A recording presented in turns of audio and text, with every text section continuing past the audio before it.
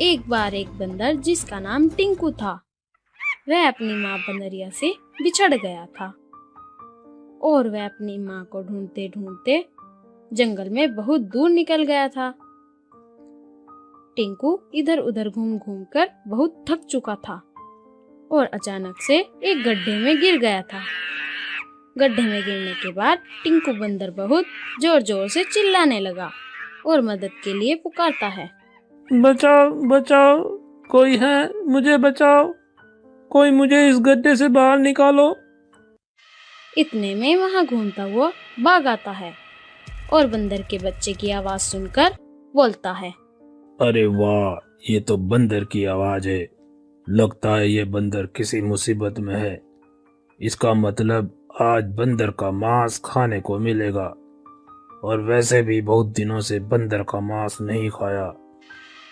यह सोचकर बाघ बंदर के पास जाता है। बंदर का बच्चा बाघ को देखकर बहुत डर जाता है और रोने लगता है। प्लीज मुझे मत खाओ, मैं तो बहुत छोटा हूँ, मुझे छोड़ दो ना। हा हा हा हा, तुम्हें छोड़ दूं? ऐसी गलती मैं कभी नहीं करूँगा। हाथ आए शिकार को मैं कैसे छोड़ दूं? अब बाघ बंदर पर हमला करने ही वाला होता है कि तभी एक काला चीता आ जाता है और बाघ को रोककर बोलता है, अरे ओ बाघ, ये क्या कर रहे हो? तुम्हें शर्म नहीं आ रही है एक छोटे बच्चे का शिकार करते हुए? चलो भागो यहाँ से, नहीं तो अंजाम बुरा होगा। अरे ओ काले चीते, तुम मेरे बीच में मत आ।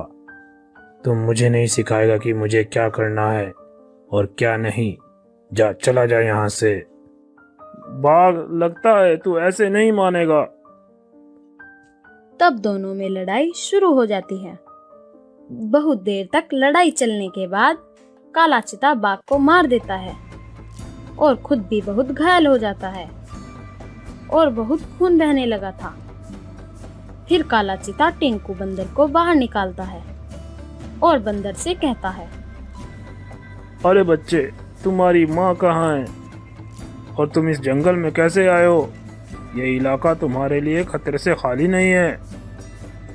मैं इस जंगल में भटक गया हूँ और मैं अपनी माँ से बिछड़ गया हूँ और माँ को ढूंढते ढूंढते इस इलाके में आ गया था।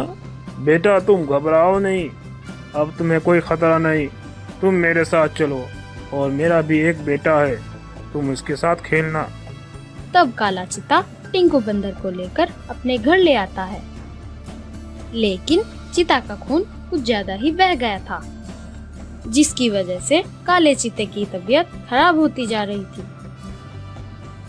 और उधर बंदरिया अपने बच्चे टिंकू बंदर को जंगल में ढूंढ रही थी, लेकिन कहीं भी उसका बच्चा नजर नहीं आ रहा था। तब रास्ते में हाथी और हिरन मिली। तब हाथी बोला, अरे बंदरिया बहन, तुम बहुत परेशान लग रही हो, क्या बात है? जरा हमें भी तो बताओ।